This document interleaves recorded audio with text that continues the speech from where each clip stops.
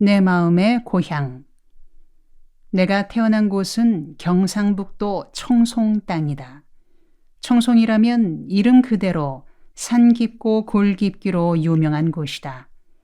청송에서도 안덕면 사부실이라는 산골 중의 산골이 내가 나서 자란 마을이다. 1941년 온 마을이 보리배기 모내기에 한창이던 초여름 6월 18의 날에 나는 태어났다. 4살 위의 형과 2살 위인 누나에 이어 셋째였다.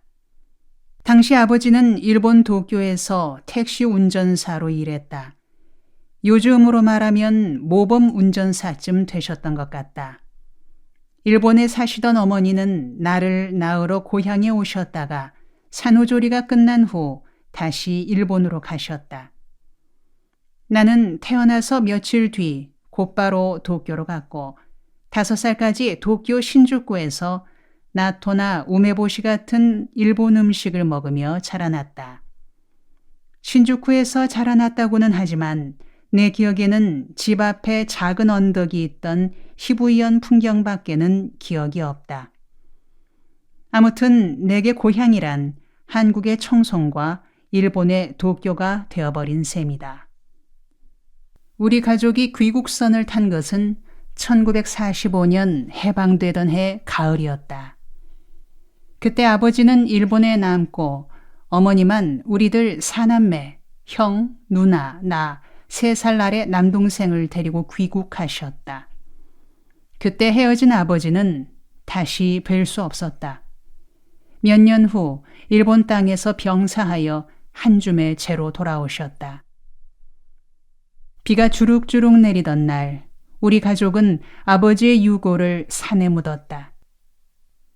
마침 비가 그치고 무덤 아래 골짜기에서 무지개가 일어 하늘로 뻗치는 것을 보고 어머니는 아버지는 저 무지개 타고 천국으로 가셨다 하시며 눈물 지으셨다. 나는 아버지에 대한 기억이 전혀 없다. 5살 때 헤어졌으니 어렴풋이라도 기억에 남아있을 법하건만 전혀 그렇지 못하다. 어머니 말씀에 의하면 아버지는 비록 학력이 없었지만 독서를 즐기셔서 식견이 넓었다고 한다. 우리가 어렸을 때 어머니는 가끔 톨스토이, 레닌, 가가와 도요히코, 우치무라 간조 같은 위인들의 이야기를 들려주시곤 했다. 그런 사람들 이야기를 언제 알게 되었느냐고 물으라 치면 어머니는 너희 아버지한테서 배웠지. 아버지는 수시로 책을 사다 주며 읽으라 권했고 읽은 후에는 독후감을 써서 서로 나누었다고 하셨다. 그 영향 때문이었던지 어머니는 우리들이 어렸을 적부터 책 읽는 습관을 강조하셨다. 우리 형제들이 잡담으로 시간을 보내면 심하게 꾸중하시는 어머니였다. 사람이 그렇게 시간을 헛되게 보내면 장래성이 없다. 한국이 일본에 뒤지는 것도 국민들이 책을 읽지 않기 때문이지. 책 읽기를 게을리해서는 안 된다고 늘상 강조하셨다. 그래서인지 나는 어린 시절부터 책 읽기가 습관이 되었다. 습관을 넘어 아예 체질이 되었다. 지금도 손에 책이 들려있지 않으면 왠지 허전한 기분이 들고 몸에 균형이 맞지 않는 것 같아 거북함을 느낀다. 그런 점에서 나는 어머니께 감사드린다. 내친 김에 우리 집안 내력도 이야기하는 것이 좋을 듯하다. 할아버지 때는 3형제였다. 처음에는 경주에 살았으나 부모를 잃은 뒤 경주 천변에 살다가 그만 홍수에 움막집이 떠내려가 버렸다. 집도 절도 없어진 3형제는 걸어서 청송 땅까지 와 한마을에서 머슴살이를 시작했다. 그런데 문제는 3형제가 모두 나이가 들어가는데도 결혼하여 가정을 이룰 수가 없었다. 의지가지 없는 형제들에게 딸을 줄 사람이 있을 리 없었기 때문이다. 그래서 형제들은 비정상적인 방법으로 가정을 이룰 수밖에 없었다. 별 수 없이 맨 위 할아버지는 과부 보쌈을 했다. 평소에 눈여겨봐두었던 과부집에 한밤중에 들이닥쳐서는 잠든 과부를 이부자리째로 큰 자루에 담아왔다. 우격다짐으로 첫날 밤을 지내고는 다음날 아침 무릎을 꿇고 정중히 사과했다. 죽을 죄를 지었수다. 허나 방법은 나빴어도 내 진심은 간절하외다. 그러니 이제 대기 결정하시라요. 어젯밤 일은 없었던 걸로 하고 이 길로 가시겠다면 고이 보내드리겠고 아니면 이 몸의 아내가 되어 주시오. 재물은 없어도 마음은 넉넉하니 평생을 함께 누려봅시다. 머슴살이에 이골이 난 사람이 무슨 말인들 순서대로 했을까마는 떠듬거리며 사정을 말하니 과부댁은 뜻밖에도 순순히 할아버지를 받아들였다. 이왕지사 이렇게 되었으니 아내가 되겠습니다. 모자라지만 아껴만 주세요. 이렇게 그 과부는 우리 집안의 큰 할머니가 되셨다. 시작은 그러했지만 두 분은 평생을 금실 좋게 잘 사셨다. 둘째 할아버지는 더 거친 방법을 썼다.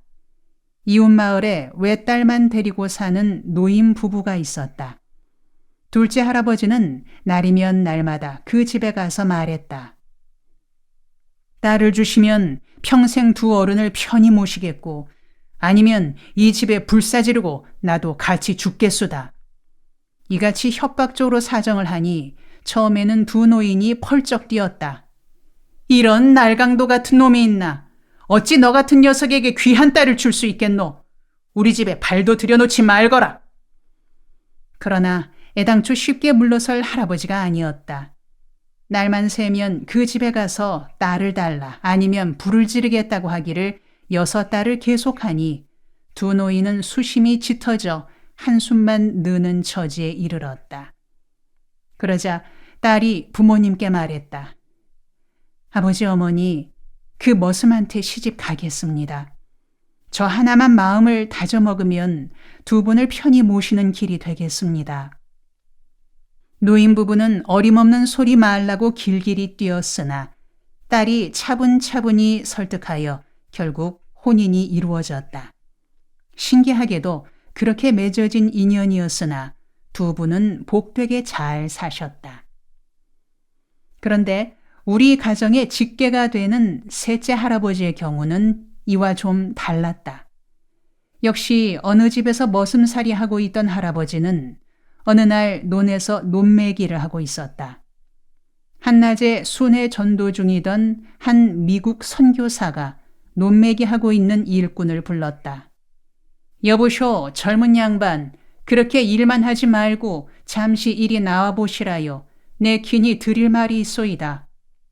그 말에 논둑으로 나온 젊은 머슴은 눈이 파란 선교사에게서 복음을 듣게 되었다. 그리고 예수 믿기로 작정했다. 그러나 머슴살이하는 처지에 신앙생활하기가 쉽지 않았다. 주인댁 농사일을 맡은 머슴으로서 주일에는 일하지 말고 안식하라는 성경의 가르침을 지켜나가기가 어려웠다. 그는 토요일에는 밤을 새워 나무 2짐을 해놓고 다음날 교회에 갔다. 모내기철에는 달빛에 밤새 모를 심으면서 주의를 지켰다. 그렇게 머슴살이와 신앙생활을 성실히 해나갔더니 주인집에서 감명을 받아 대릴 사위를 삼았다. 요즘식으로 말하자면 부르주아 유산 계급과 프롤레타리아 무산 계급의 결합인 셈이다.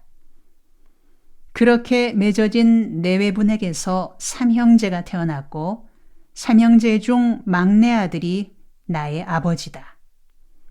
나는 조상들의 내력을 떠올릴 때면 그래서 내 속에 양반 기질과 깡패 기질이 함께 깃들여 있구나 하고 느낀다.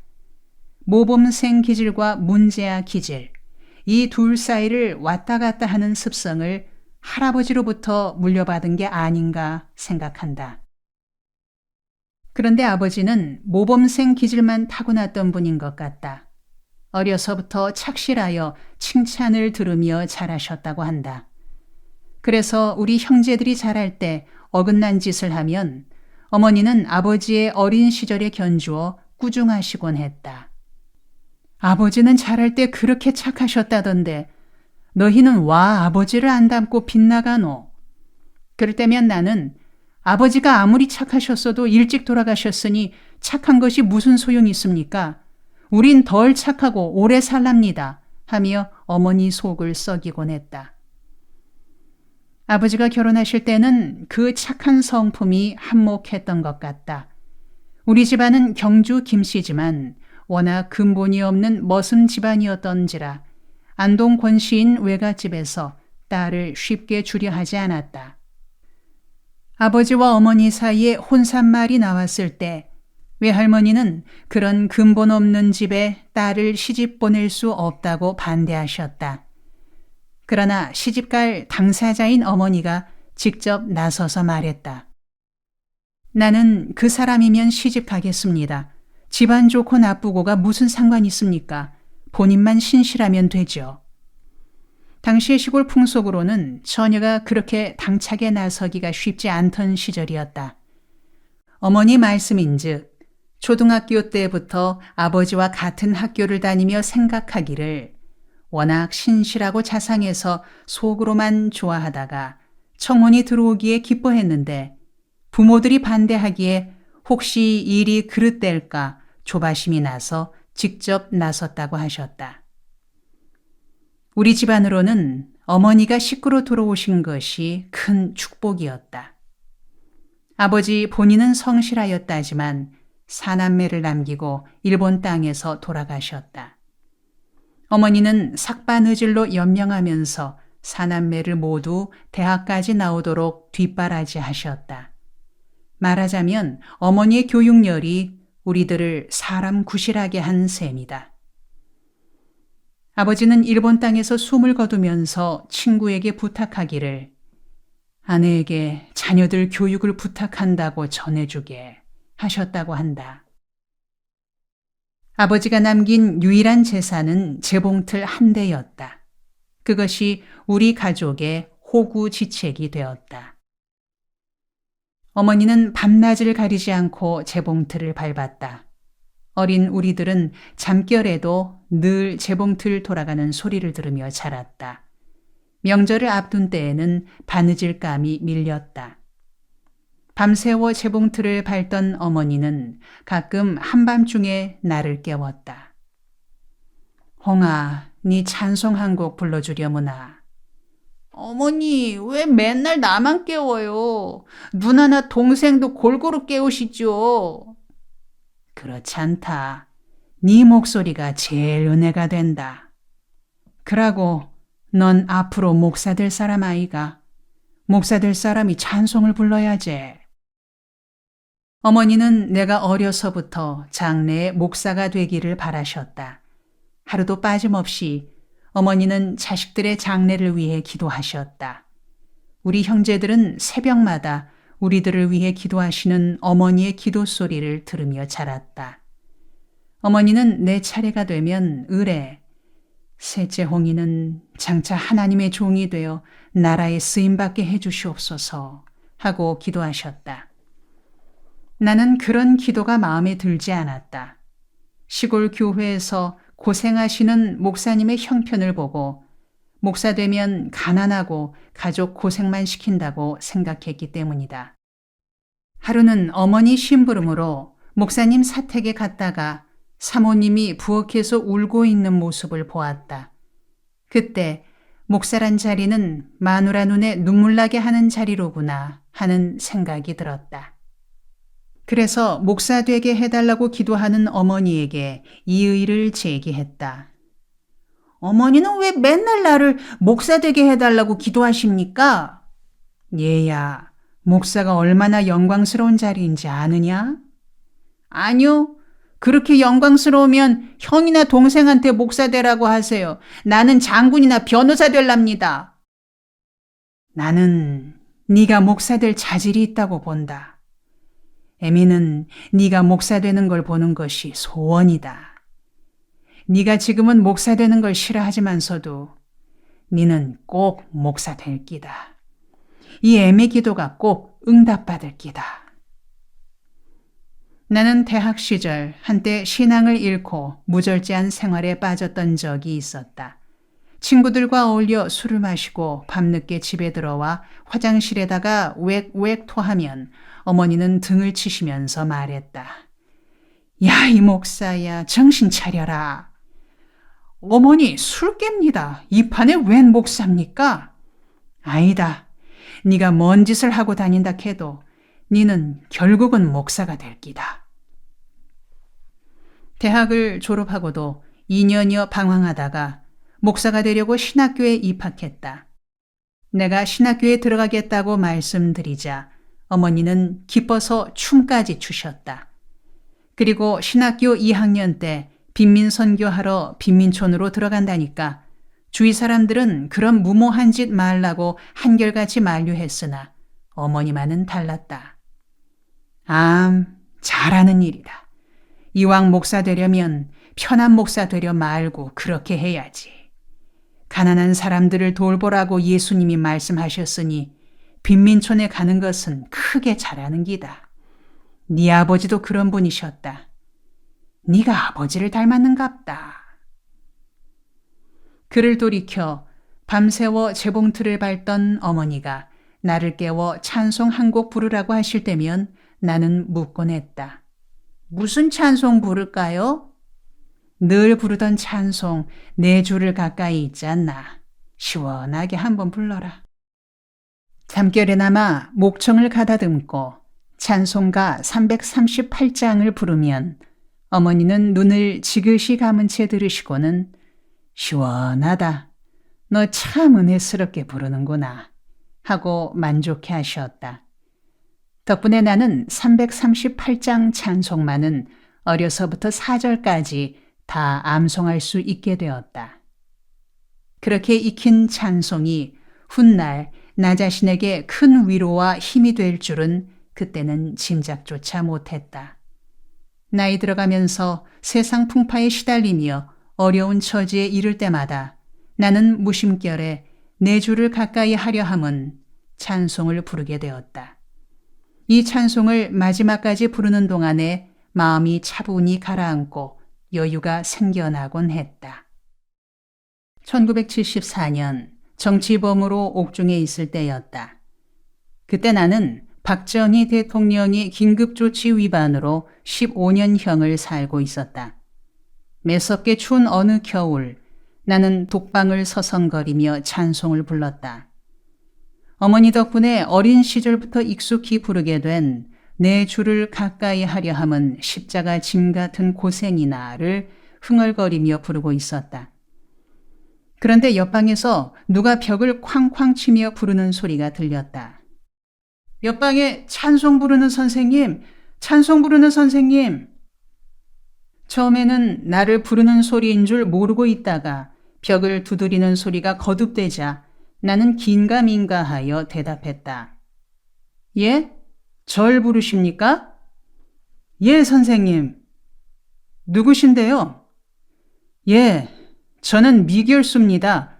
폭행으로 들어왔습니다. 아, 그러세요? 그런데 왜 저를 부르십니까? 선생님, 죄송스럽습니다만 지금 부르시던 찬송을 좀 소리 높여 불러주십시오. 가사를 적고 싶은데 잘 들리지 않습니다. 20대 초반쯤 되었음직한 젊은이의 음성이었다. 나는 의아해하며 되물었다. 찬송가는 소리 높여 부르겠습니다만 어인일로 그러시는지요?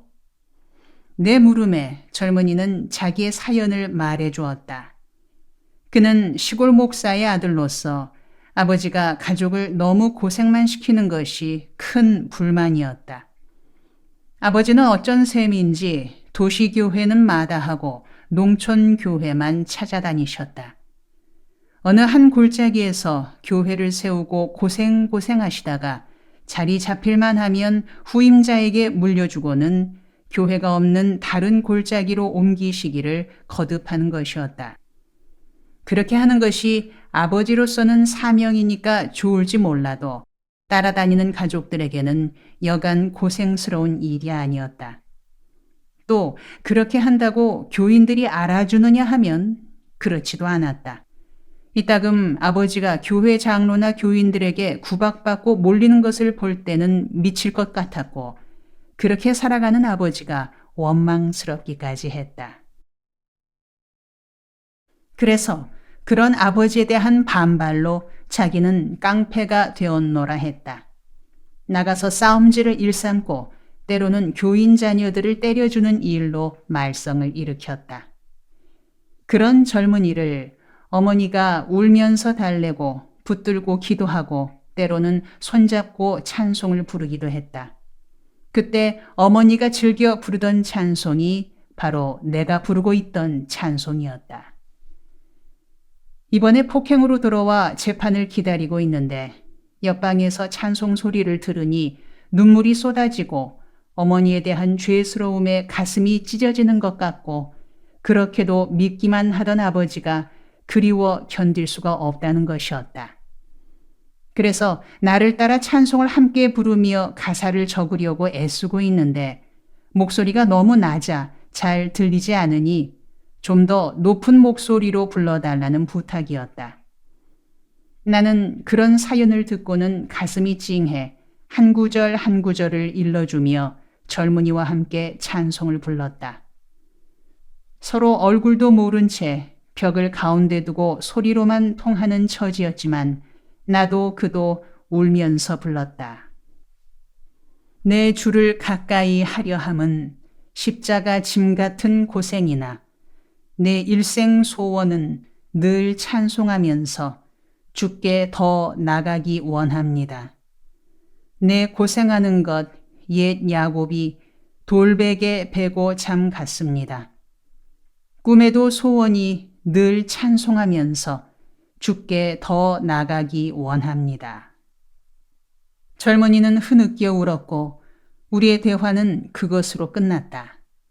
그런 일이 있은 지 두어 달이 지난 어느 날 한낮, 난 모르는 부인이 면회를 왔다. 50대 초반의 부인이었다. 면회장에서 만난 나는 의아스러워 물었다. 처음 뵙는 분인 것 같은데요. 나를 찾아오신 게 맞습니까? 예, 선생님. 저를 모르시겠죠? 2달 전 선생님께서 옆방에 있는 청년에게 찬송가를 가르쳐 주신 일 기억나세요? 예, 기억납니다. 목사 아들이라던 청년 말이죠? 예, 맞습니다. 제가 그의 애입니다. 아, 그럼 목사님 사모님 되십니까? 예, 제가 목사 사모이자 그의 애입니다. 선생님이 찬송 가르쳐 주신 그 애가 제 맏아들입니다. 아, 그러세요. 사모님 반갑습니다. 그런데 웬일로 여기까지 오셨습니까? 예, 자세히 말씀드리죠. 아들이 얼마 전 집행유예를 받고 출감했습니다. 그런데 감옥에서 나온 후로 사람이 새 사람으로 변했습니다. 속 썩이던 옛날 모습은 씻은 듯이 사라지고 착실한 사람으로 변했기에 제가 얘야 감옥에서 무슨 일이 있었니? 감옥 갔다 오더니 그렇게 변할 수가 없구나. 감옥 가서 그렇게 변하는 걸 보니 너 감옥에 자주 가야겠구나 하고 물었습니다. 그랬더니 감옥에 있을 때 옆방에 계시던 선생님이 가르쳐 주신 찬송을 따라 부르면서 흐느꼈던 이야기를 들려주었습니다. 그때 이제 출감하면 목숨 걸고 사람답게 살아야겠다고 맹세했다 합니다. 선생님을 통하여 아들이 변하게 된 내력을 들은 남편이 그렇게 고마운 분을 얼른 가서 뵙고 인사라도 드리라고 저를 보냈습니다. 선생님은 우리 아들의 은인이시고 저희 가정의 은인이십니다. 선생님, 고맙습니다. 사모님은 손수건으로 흐르는 눈물을 닦아가면서 차근차근 말해주었다. 이야기를 듣던 나도 가슴이 찡해졌다. 그래서 나도 어머니의 이야기를 들려드렸다. 저도 지금 이 찬송을 부를 때마다 어머니 생각을 합니다. 제가 자랄 때 고달플 적마다 이 찬송을 불러달라시던 어머니를 생각하며 감옥 생활을 이겨나가고 있습니다. 나중에 알게 된 일이지만 사모님은 어려운 처지에도 나를 위해 영치금까지 넣어주고 가셨다. 그렇게나마 자신들의 고마움을 표하고 싶었던가 보다. 다시 어머니 이야기로 돌아가자. 아버지의 유언이 자녀 교육이었음은 이미 말한 대로다. 그래서인지 어머니는 우리 교육에 관한 한 거의 절대적이었다. 어떤 희생을 치르더라도 우리 교육만큼은 계속하셨고 자녀들 교육에는 양보가 없었다. 어머니는 우리들에게 책 읽기를 말로만 권하신 것이 아니라 읽을 거리를 열심히 구해다 주셨다. 당신은 책이 귀하던 시절이었다. 어머니는 친척집이나 친지들을 찾아다니며 온갖 책을 구하여 우리들에게 읽으라고 하셨다. 그 책들 중에는 법학 통론이 있는가 하면 심리학 개론도 있었고 소설, 수필집에 이르기까지 다양한 읽을 거리들이 있었다. 그렇게 빌려온 책 중에 만화책이 있었다. 만화책이 거의 없었던 그 시절에 어떤 경로를 거쳤는지 몇 권의 만화책이 내 손에까지 오게 되었다. 그 만화책이 내게 준 영향은 실로 지대했다. 밀림의 왕자란 만화였다. 인쇄도 조잡하고 내용도 엉성했다. 그러나 나에게는 신기하기만 한 내용이었다. 나는 그 만화책을 읽고 또 읽었다. 나중에는 몇 페이지에 어떤 그림이 있는지 훤히 알 정도였다. 그 내용은 대략 이러했다. 한 한국인 가족이 아프리카 하늘을 비행기로 날아가고 있었다. 그런데 그만 비행기가 고장이 나서 아프리카 밀림 한가운데에 불시착했다. 비행기에 탔던 사람들은 모두 죽고 한 아이만 살아남았다. 철민이란 아이였다. 졸지에 부모를 잃고 밀림에 혼자 살아남게 된 철민이를 밀림의 동물들이 돌봐주었다. 여러 동물들의 도움을 받으며 자란 철민이는 어느새 밀림의 왕자로 성장해 갔다. 밀림의 정의를 세워나가는 왕자가 된 그는 친구인 동물들을 보호해주는 지도자 자리에까지 올라 원주민들을 괴롭히는 침략자들을 물리쳤다. 나는 만화를 읽는 동안 아프리카 밀림 속을 누비고 다니는 철민이가 되었다. 맹수들이 울부짖는 소리, 토인들이 둥둥 울리는 북소리, 지축을 흔드는 코끼리 발소리, 그런 한가운데를 질주하는 철민이의 용감무쌍한 모습. 이런저런 모습들과 소리들을 연상하며 내 상상력은 자라갔다. 나는 꿈을 꾸어도 아프리카 밀림 꿈을 꾸었고 꿈속에서 철민이가 되어 밀림을 주름잡았다. 우리 어린 시절 농촌에서는 아이들에게 소 먹이는 일을 시켰다. 집집마다 소 한 마리씩은 있던 때였는지라 학교가 파하면 마을 아이들은 집에 가서 식은 보리밥을 후다닥 먹고는 소를 몰고 마을 뒷산으로들 갔다. 산 골짜기에 소들을 풀어놓고 난 뒤부터는 우리들만의 시간이었다. 골짜기 개울물에서 멱을 감거나 땅 뺏기, 닭싸움, 술래잡기 등의 놀이가 이어졌다. 그러다가 놀이에도 실증이 나면 둘러앉아 이야기판이 벌어졌다. 이쯤 되면 이야기거리가 많은 아이가 스타로 등장해 으스대게 마련이었다. 나는 어느새 마을 동무들 사이에 이야기꾼으로 떠올랐다. 밀림의 왕자 덕분이었다. 나는 읽은 내용에다 상상력을 동원하여 산기슭 확 트인 빈터에서 신나게 이야기를 풀어나갔다. 줄거리가 잡히고 열이 오르면 나는 철민이가 되어 온갖 동작을 실현해 보이며 이야기를 계속했다. 밀림 속에서 토인들이 북을 울리는 장면이 나올 때는 입술로 침을 튀기며 두두둥 북소리를 냈고 적이 공격해오는 장면에서는 입에 거품을 뿜으며 전투를 지휘하는 모습을 흉내냈다. 그렇게 이야기에 열중하다 보면 듣는 아이들도 감정이 하나가 되어 함께 탄식하기도 하고 신음하기도 하는 분위기로 변해갔다. 그런데 문제는 이야기 소재는 한정되어 있는데 소 먹이기는 날마다 계속해야 하는 일이었다. 아이들은 이야기를 계속하라고 졸라대기만 하니 나는 어쩔 수 없이 전보다 더 많은 상상력을 발휘하여 창작을 하는 수밖에 없었다. 어떻게 하면 이야기 줄거리를 바꿔가면서 동무들을 즐겁게 하느냐에 관심을 집중해야 했다. 그 덕분에 내 상상력은 하루가 다르게 발전해 나갔다.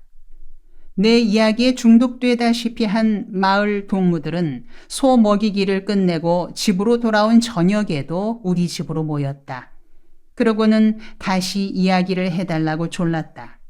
그래서 나는 그냥 이야기만 할 것이 아니라 실리를 챙겨야겠다고 생각했다. 나는 국리 끝에 내 이야기를 계속 들으려면 집에서 굵은 감자 한 알씩을 가지고 와라. 그것이 입장료다. 감자를 가져온 사람만 회원이 되어 이야기판을 벌이자고 일렀다. 우리 집은 가난했다. 농촌에서 논도 밭도 없는 터에 어머니의 삭바느질로만 살아가려니 궁색하기만 했다. 양식도 채소도 늘 부족했다.